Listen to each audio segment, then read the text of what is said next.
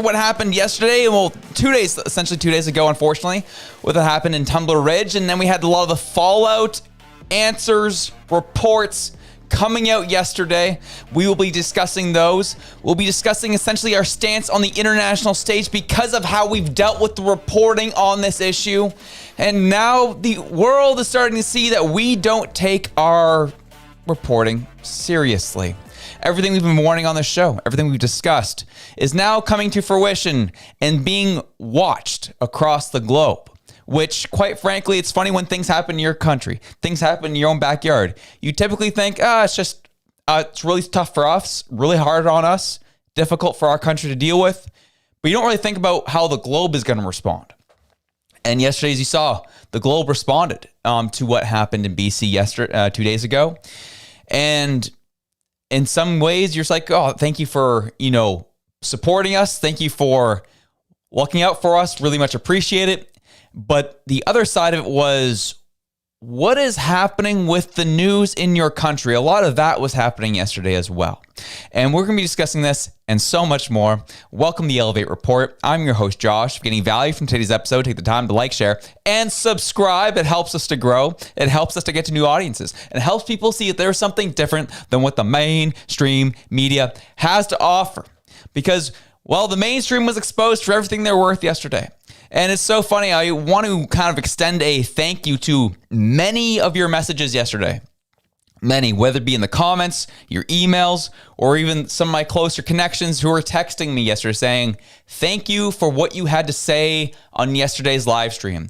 We know it was unpopular. We know you got a lot of flack for it. And but it's how most people are feeling. They wanted time to mourn, wanted time to grieve before everyone started jumping in with the elephant in the room, of course. And that I understood. I understand the notion to want to jump to answers and want conclusions immediately. However, yes, I got a little fired up yesterday because I'm very protective of people who are in mourning and are grieving. And I will 100% stand by them when they're going through that. And anyone who wants to jump in on a tragedy and say this and say that, well, you're going to get an angry Josh. You've already had, as I said, the vast majority of you supported that message, and we appreciate you. And I'm glad that we have people who are human on this show and watching the show. Very much appreciate you. And there are still some people who got in the comments this morning saying, Josh is so immature. I can't stand him. Unsubscribing. That's exactly what was spelled and what was said. And to that, I say this. I'm sorry that your feelings were hurt. I'm sorry that you are feeling invalidated and whatever it was you're feeling. So I do want to take this chance to apologize to absolutely nobody. Deal with it. Figure it out. See ya. We're going to get into some stuff today, though. That's where we're going to have some fun. Good old time. Let's go after it, baby. Oh, baby, we love to see it. So here we go. We're going to jump into some situation stuff that we've learned over the past 24 hours. This is how it's going to go. What we've learned is it was a transgender woman, biological man, who murdered his mom, brother, and then went on to the school to inflict more damage. The perpetrator was mentally unstable on recreational and prescription drugs.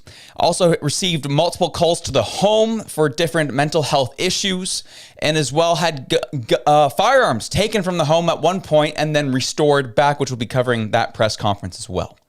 This is what we've known. His name was Jesse Strang or Jesse Van Rootselaar. There's a handful of names out there, what we're learning. And we're learning more about what this individual was going through at the time. Clearly, he was going through a lot of mental health challenges and wasn't receiving a whole lot of support and a whole lot of help. And as I said, people are jumping to the trans issue, which is understandable why you jump to that. But I feel like that's more of a result of more of what they're going through. And yes, we can start there and go into the root cause of what was really going on.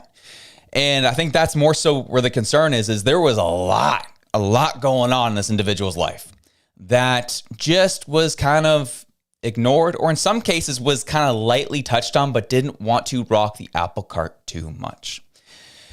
And this is what we know so far. And the other situations and news that was coming out, this is starting to become more disturbing of the things that have come to the fruition.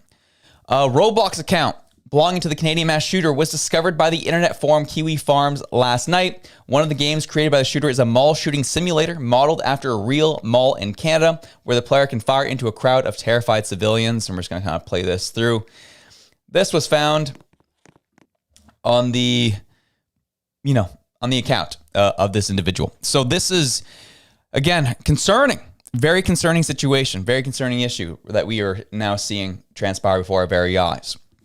We as well have the likes of more people coming forward of, hey, yes, there was concerns. Obviously, we covered it yesterday of his mother being concerned with behavior and harming his siblings growing up and not really knowing what to do. Juno News verifying the identity of the individual. About 10 hours prior to CTV breaking the name of the perpetrator.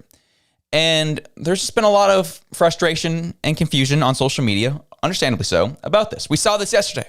As I said, I was very protective of the victims and their families, and as I should be.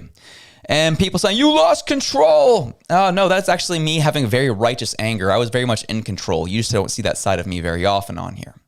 And I wasn't spewing at the mouth. I wasn't swearing and cussing you out. I was actually very deliberate and focused and targeted and precise in my terminology and what I was saying. If that's out of control to you, then, well, it looks like people don't really tell you the truth very often. That's the reality. However, what we faced yesterday is still, the human nature is still human nature. People are going to dive in. They want answers. That's human nature. We want answers. We want to figure out. We want to point fingers. We want to get a solution. And understandably so. I get it. And because of that, we saw the mask slip completely across our mainstream media. People that were essentially like, hey, we're seeing this. Juno News is reporting this.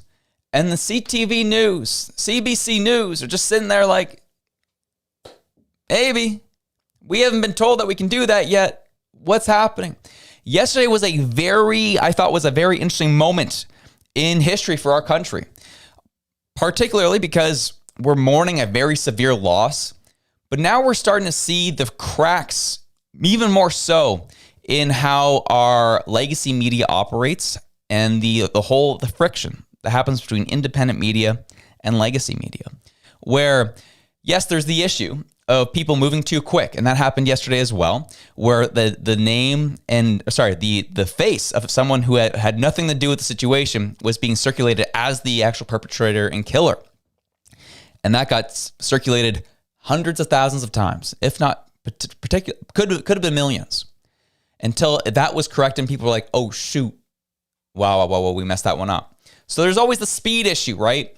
But however, Juno News was fairly accurate in their reporting. They were 10 hours prior to any of the legacy media, even so much as legacy media coming out and saying stuff like this. I'm so far ahead of myself, but here we go.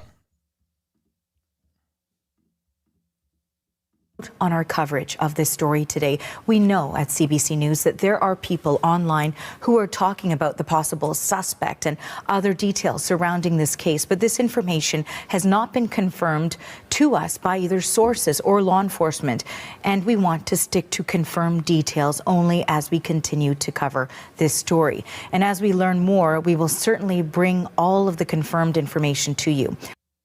Also, a note. So that was the morning. Hey, there are a lot of theories circulating online, a lot of things happening online. However, we haven't been able to verify it, even though there was an independent outlet that had verified it. And what were you doing? What were you doing? That's the question we all had. We have the likes of yesterday, where police was verifying and kind of clearing up what was happening, the details of dealing with a specific individual and their family. And this is 2 minutes of that press conference. Expand a little bit on the suspect. Was he known to police? Were there any red flags regarding his mental health? We have a history of police attendance at the family residence. some of those calls were related to mental health issues. Can you expand, you talked about a history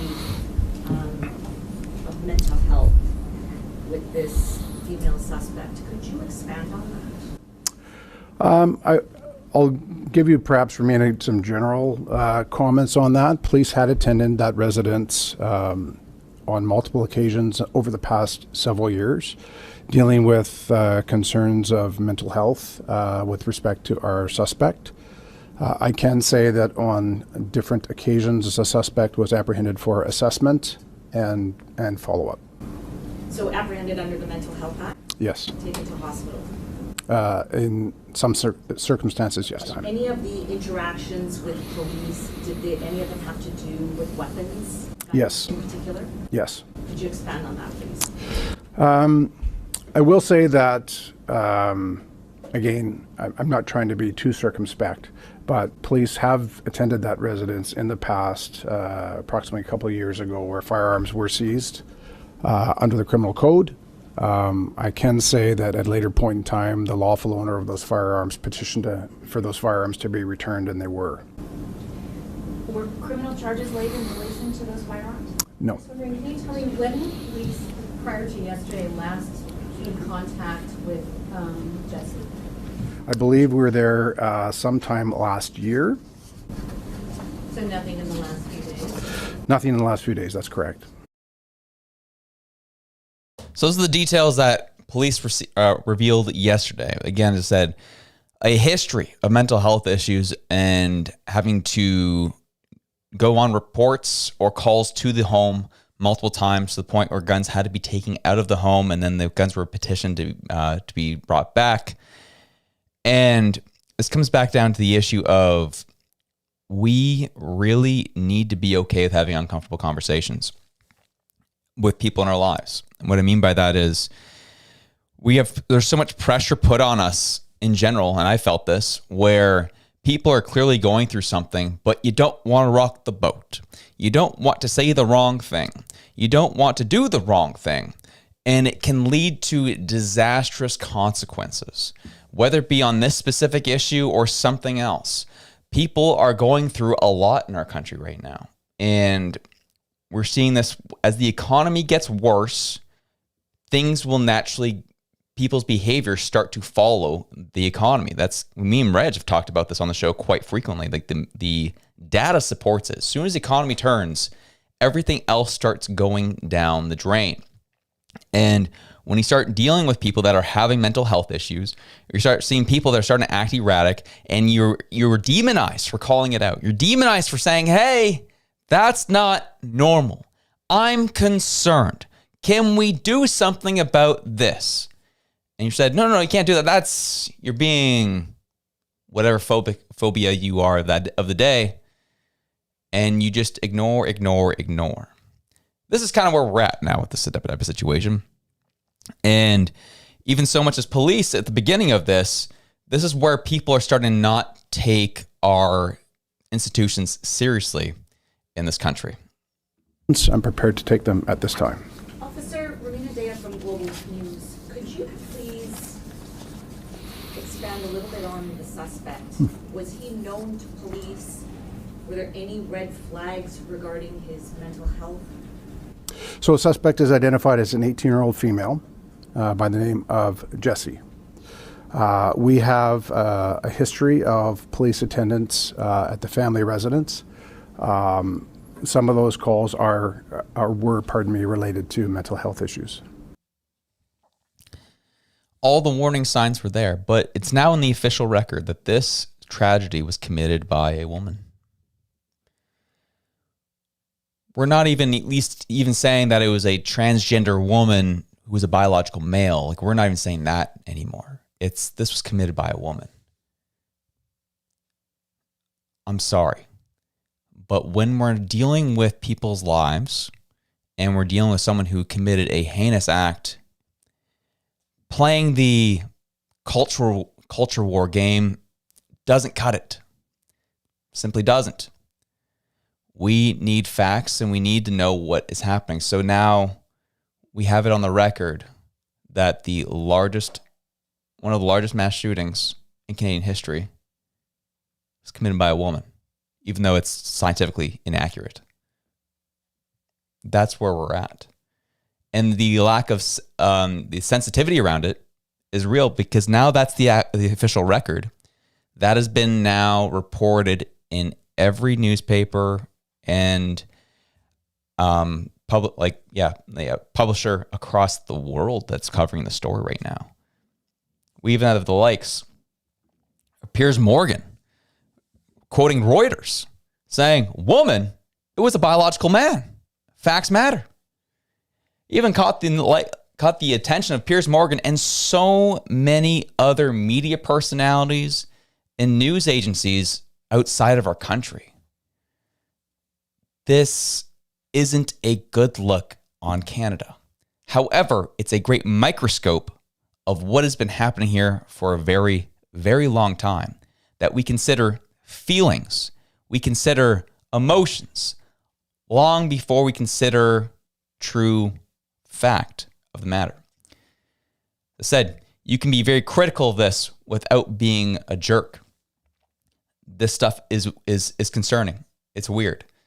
And this is the issue. I come back down to the whole CBC situation. We're like, well, we know we got to be careful. We don't want to report anything that we don't know, the other, we don't want to do it. We got to be careful.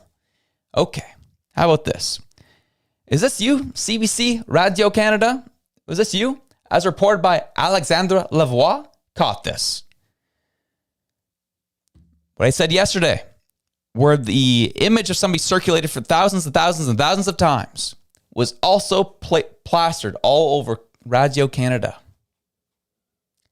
with the name, with Jesse Van Rootster, whatever the name is there, with the wrong photo. So CBC saying we're taking some pause, being careful. We don't want to report anything.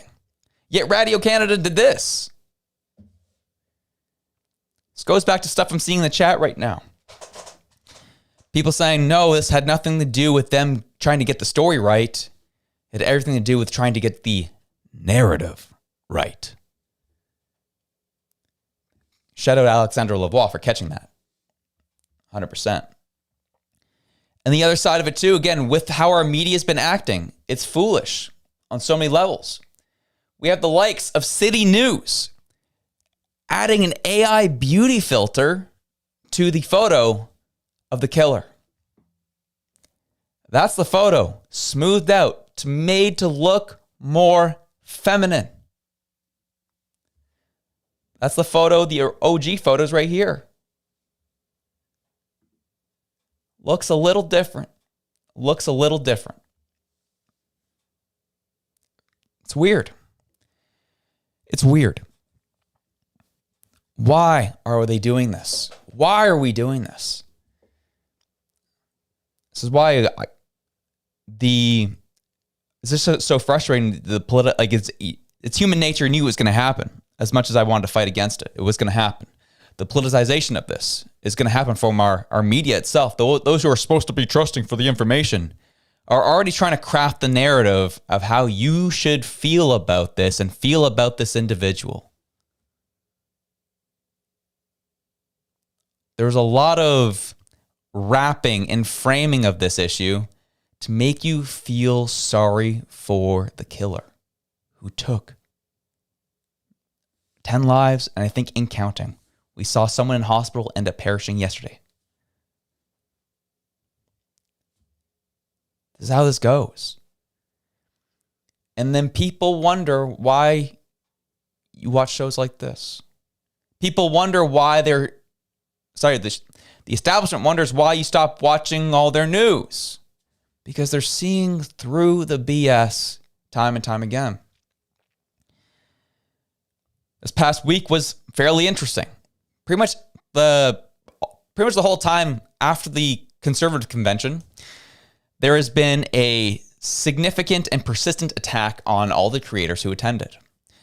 And it seemed to be fairly focused, and we don't really understand why or the timing of it. However, the only reason we can know why or see is, well, I think Ranchman's had a lot to do with it.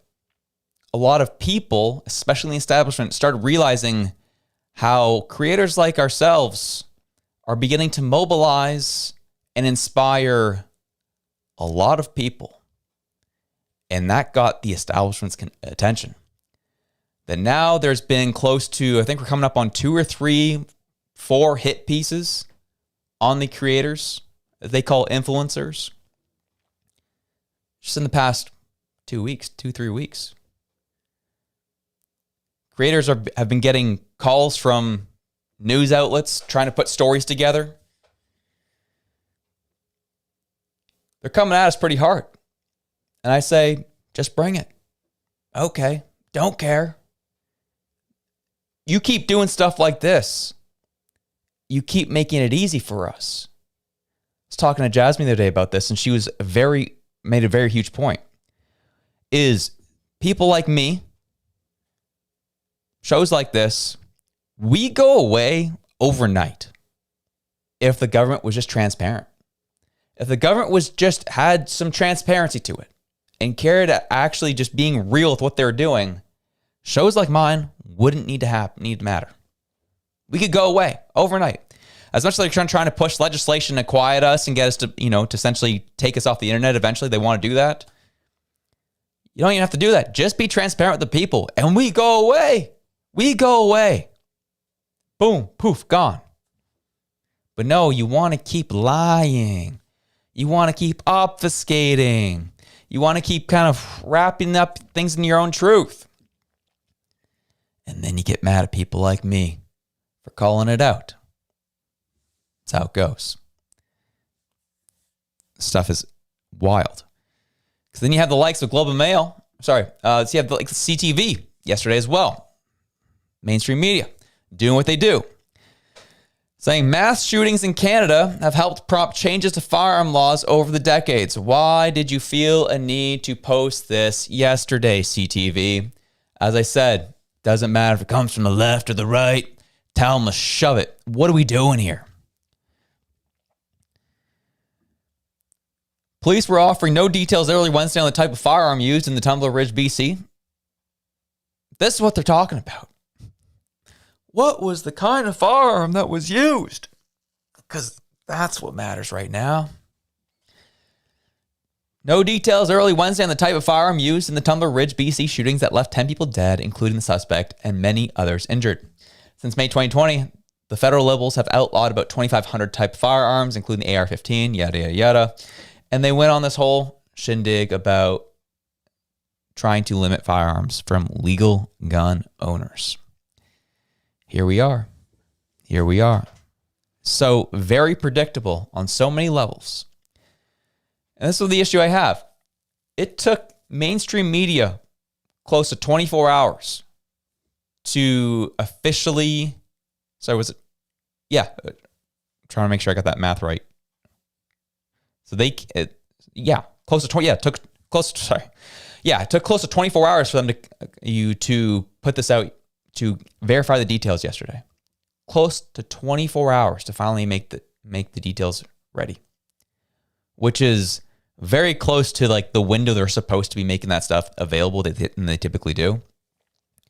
To give you an idea, when the mass shooting happened here in Nova Scotia, the details of the killer were released inside 10 hours.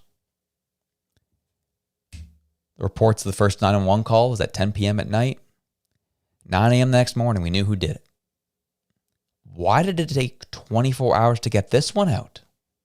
If it's not political, if you don't have an agenda, if you're not trying to craft a narrative, why did it take 24 hours? It's not like their person was missing.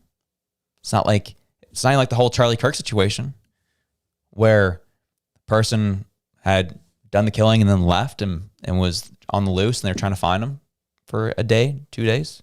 It's not like that happened. You knew who it was. It's a small town. Police knew. Why did it take that long? The argument can be, well, we're trying to let the families know we wanted this, that, the other. Sure. Okay. That was an excuse as well. That was a real thing in Nova Scotia in 2020. Why did the first 911 call go at 10 p.m. that night, and we knew the name of the killer by 9 a.m. the following morning? Yet this one took place at 3 p.m. local time, and it took till noon the next day, 1 p.m. the next day, to find out the identity of the killer. And even then, there was mix of identities being pushed out online. Couldn't figure it out. And this is the issue. The obfuscation of the media is what's leading to a lot of this. We're seeing a lot of fighting online. A lot of people being like, what? That, finger pointing, this, but that, but then this. This is happening because media is not doing their job. People are going around the media because they can't trust the media. That's why people are so desperate for answers. This is why we saw the people are so amped up on being first to know what's going on with this, is because they want to be first to the narrative, because whoever's first to the narrative gets to craft that narrative. This, again, it's a human nature situation here we're facing. The media has proven they can't be trusted to tell the truth. The media has proven that they can't be relied upon to tell the Canadians what's happening. So people are now rushing to anything they can to beat the mainstream to it so that they can tell people and beat the media at the narrative game. This is all of the doing of our government and all the doing of our media. That's where we're at. And for me, this is why I tried to get into the breaking news game. It's hard. You have to do a lot of work and you have to be very cautious. And I decided to get out of that game because it's hard. That's why yesterday I wanted to take a breather, take a day, talk about it in the morning. We move on. We let everything come out the 24 hours. Now we talk about it. We get into it. This is how this goes. And this is why, even for me, for shows like this, it's hard to reel people in because people have been so traumatized by the systems in this country who've consistently tried to gaslight and lie to them. And then when you have an issue like an individual, a transgender woman, biological man, shoots up a school, which again, if you want to look at the stats, is the highest demographic per capita when it comes to mass killings, people are going to get fired up because they don't feel like their government or the media is telling them the truth. And every time they do bring it forward, they're told to shut up, stop being transphobic. And people are just left being like, throw my hands in the air. What more to do? And then you have fights. And people start fighting. People start beefing. And that's how a lot of this goes. This Globe and Mail story is exactly it. In the wake of the Tumble Ridge shooting, false claims about trans people spread online. On Wednesday afternoon, the RCMP identified the shooter in Tumble Ridge, BC. Yada, yada. Since the RCMP in an emergency alert on Tuesday described the shooter as a female in a dress with brown hair, prominent American right-wing influencers, social media accounts, and Reddit communities quickly spread and amplified anti-trans rhetoric. On X, Elon Musk reacted to and shared several posts to his 234 million followers that falsely claim that trans people are the most likely to commit mass shootings. Libs of TikTok, an American far-right anti-LGBTQ LGBTQ account with more than 4.6 million followers on X, has posted several transphobic messages and reposted derogatory memes. Daily Wire commentator Matt Walsh and Andy No, a commentator and editor of the Canadian conservative news website The Post Millennial, have also posted inflammatory comments that villainize the shooter's gender identity. In replies to these posts, users post photos of trans people unrelated to the shooting, including CBC, Radio Canada also did that. Some in the trans community are concerned the online vitriol could lead to further stigmatization and a rise in anti-trans violence. The unfortunate reality is that there's this targeted misinformation campaign that's been unfolding for years, said Travell Anderson, the executive director of the U.S.-based Trans Journalists Association.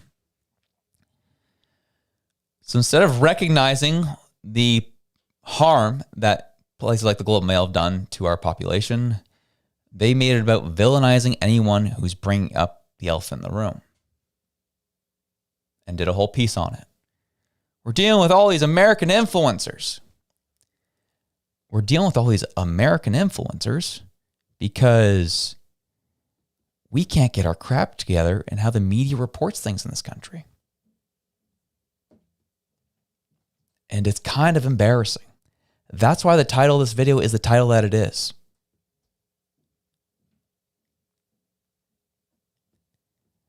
We are being laughed at on the international stage because we couldn't get a simple identification correct. Because we so badly want to be politically correct to people's feelings instead of being accurate of what has transpired and what's happened. This is where we're at. This is how this goes.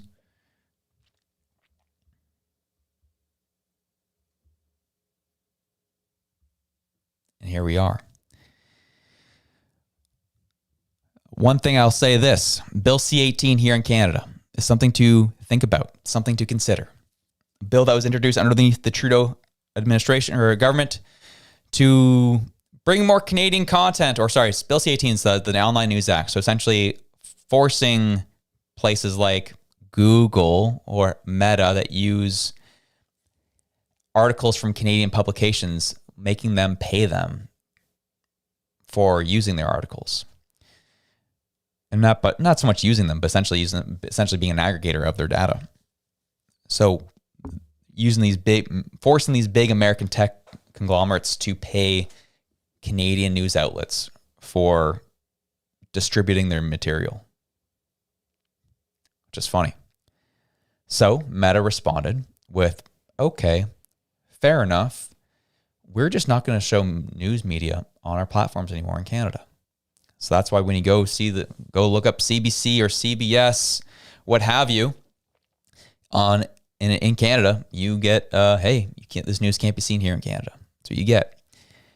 Google was a little bit more pragmatic in their approach. However, we're starting to see the effects of that bill inside their search algorithms, where you're only really going to get left-wing publications when you search up anything here in Canada, and it takes to probably the second, third page to start getting a right-wing publication or getting a publication that's outside of our country when you search anything up in this country, here in Canada.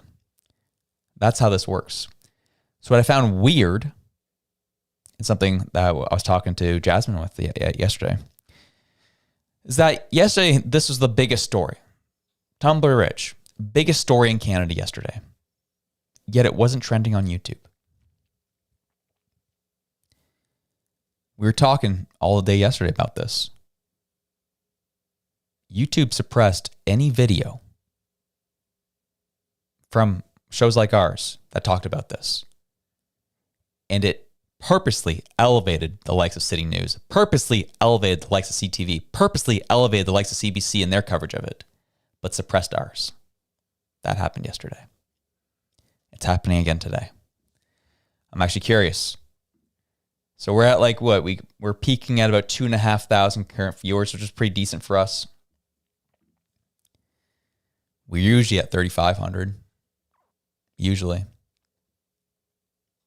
The reason why I titled the video I did today was to mask the issue of ever even bringing up even BC. I don't even want to bring up the term BC so that it wouldn't get completely squashed by the algorithm. That's what I did yesterday. Squat, like moose on loose. You can see if you go to David's channel, he talks about this issue, the situation, but he doesn't title it that way because that's how the algorithms work. Any one of us who's been talking about this saw much lower numbers than we typically do. I got a lot of emails yesterday saying, whoa, I never got noticed that you went live yesterday. I'm like, I know. I think we had a peak like 1.3 concurrent thousand viewers yesterday, which is low for our show. As I said, it was very clear. They suppressed all of our content and elevated like the CBC, Globe and Mail, CTV, and all of them. Even when they are just as culpable for making the same mistakes that quote unquote independent media made yesterday. It's fascinating, isn't it? It's fascinating how this all goes. So it's we're gonna go look at some chats, look at some live chats. What's super chats are saying today? We have by their words, believe them. 1335 joined as being a member. Thank you, man. Much appreciated. Happy to have you. Lazarus 8447 says, part 1, why don't the cons call it the libs when they bring up the cons are blocking bills? Tell them, why don't the libs get the block or the NDP support to pass the bills?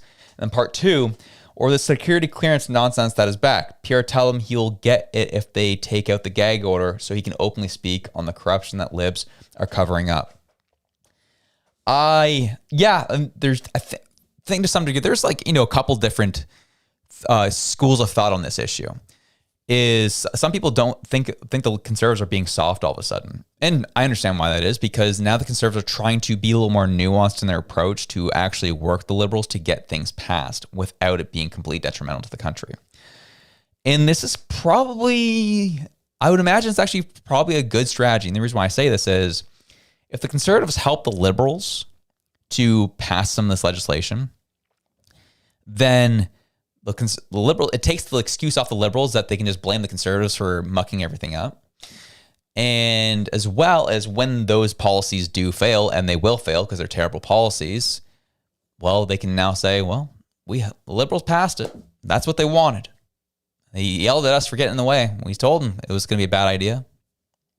No, look what they got. And so there's that strategy, and I think it's a fairly going to be a constructive strategy in a lot of ways. And when it comes to calling them out, I think the Conservatives have done a fairly good job of calling out the Liberals and their poison pills in some of these bills as well, especially around Bill C9. Michelle Rempel-Garner's done a good job calling it out as well. I think it's just maybe not been as public. I don't know. It's a good question. I thought they've done a good job of communicating that, but I'll be curious. I'll see you in Lazarus. I'll see you in the general chat. I'm curious your response on that. All right, Jordan English 7289 says, coming from a gay guy, this has got to stop. The younger generation is so confused, they don't even know which way is up. Yes. There's clearly, outside of the situation that we see at hand that's obvious, the transgender issue, mental health in general is just not doing well. And we are consistently inundated with information constantly, which is frying our brains, the sensors in our brains, that we are starting to become less, I don't want to say, in some ways less human to a degree of like we're feeling ourselves less. We're becoming more robots in a lot of ways. And it's completely dwindling our mental health in many, many ways. You do it yourself. Give yourself a challenge. Throw your phone away for a weekend and see how much better you feel. You feel refreshed. You come back. It's great. Life's great. It's awesome. We're not meant to be inundated by information the way we are. Yet we're turning into robots who are trying to do that. And that's what's really difficult. And this is I agree. Stuff has to stop. We have to address it. And stop trying to dance around. We need to protect this and protect this community. No, we need to have some very frank conversations. Conversations that don't necessarily attack because you're angry. However, conversations that are very to the point, well-rounded, and precise of what we need to address and what needs to be talked about, and not be afraid to shy away from it. Mark Lomblanco says, 9813 says, Carney might have cried more for the identity crowd more than the victims. Politics. We know what Trump's unpopular statements would have been. Regardless, my heart goes out to the victims. And then Mark also follows that up with, blame your lower numbers on me as well. You might have to ban me. No, it's all good. No, we love having you on the show, Mark. It's awesome having you here. It's interesting. I thought Paul Yev's address in the House of Commons was very to the point and well thought out. I loved his message yesterday. I think overall, Carney's was struck the similar chord.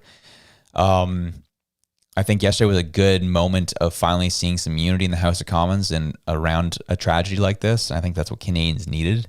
I think that's what I really liked about Poilievre starting out of a place of humanity, saying and reaching over essentially to the other side of the aisle, saying, appreciate the Prime Minister's comments.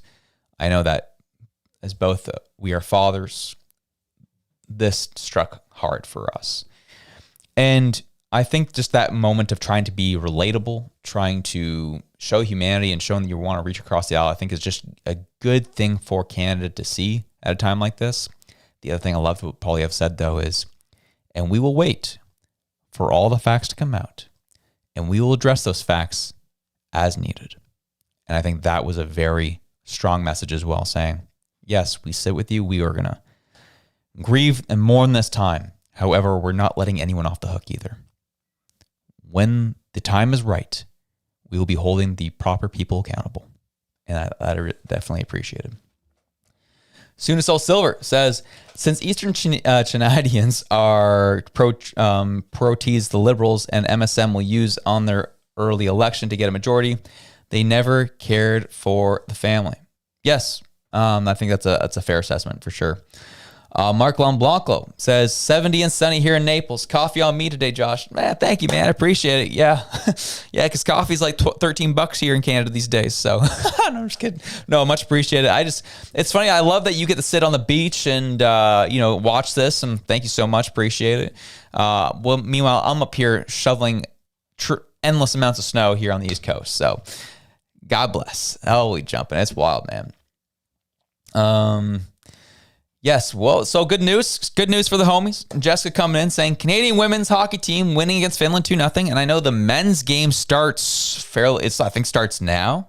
Started about 13 minutes ago, something like that. We're close.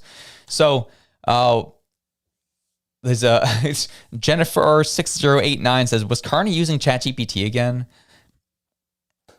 Hard to say. I'm not going to make accusations. However,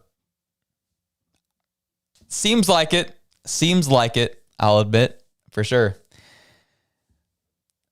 Domino S440 says, why did they take the day off instead of working to try to fix issues in the country? I think mainly out of respect for the victims and really trying to essentially have a day of mourning on Parliament Hill. I think that was more of a sign of respect than anything. But I understand the criticism too. It's like, well, just start doing stuff and get to work. I get that. There's a lot going on for sure. I took the afternoon off for sort of that reason, but I also had a big interview yesterday afternoon that I'll be publishing this Saturday. And so I actually ended up doing my afternoon video, took that off yesterday. But I think it's more of a sign of respect than anything. And I'm not too bothered by it because today is the day where they're going to come back and, we're going to see what happens. But I understand the criticism. I get where the perspective is on that.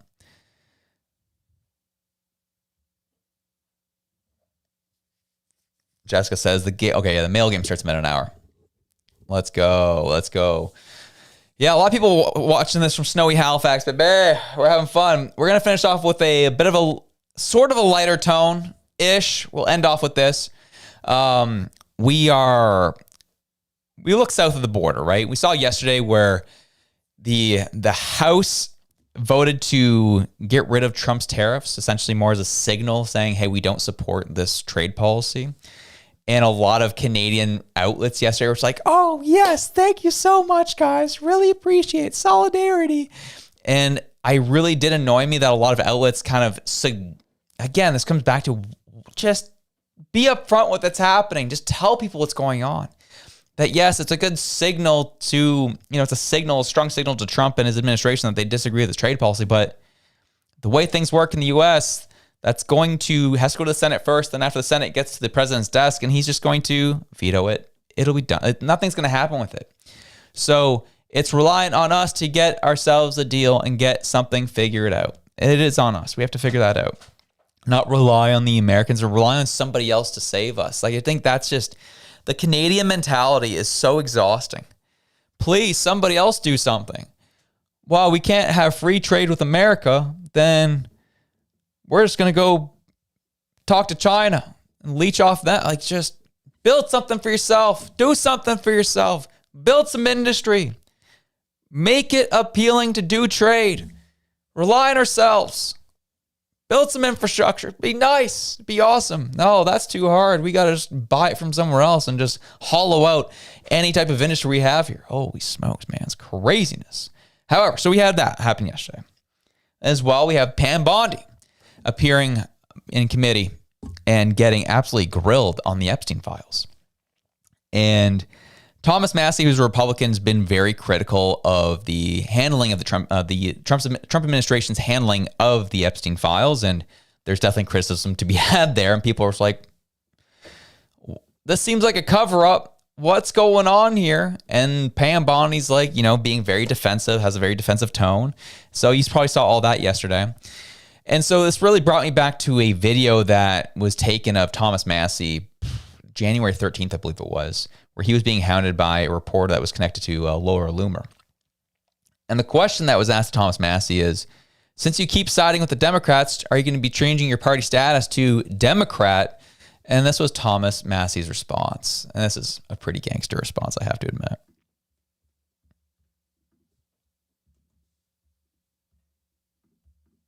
Thank you. Wait, so Congressman, in the last 2 weeks, you repeated AOC's talking points on Venezuela, and Jasmine Crockett has retweeted you. When will you change your party affiliation to Democrat? I thought you knew. I vote with Republicans 91% of the time. And the 9% I don't, they're taken up for pedophiles, starting another war, or bankrupting our country. I don't know. Oh, man, that's so gangster. Saying with a smile like that, too.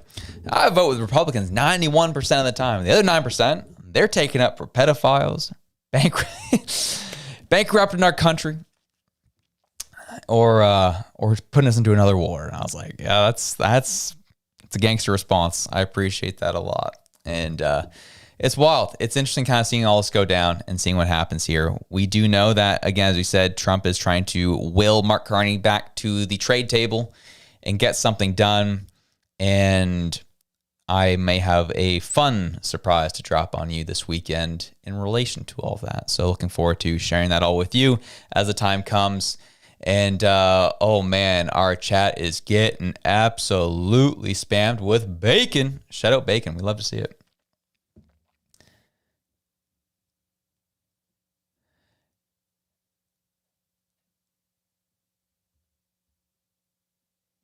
Yeah, Bueno Kitty 3497 says Mark endorses the USA 91% of his conflicts of his interests. Yeah, let's go. 3-0 for our women. There we go. Bounce back game after getting smoked by the States 5-0. Love to see it, folks. Regardless, I will be back this afternoon. We'll be covering other stories that are happening across our country and keeping an eye on all the movements that are happening across the hill here in Canada and in Ottawa, essentially. So, anyways, have yourselves a good one. I'm out.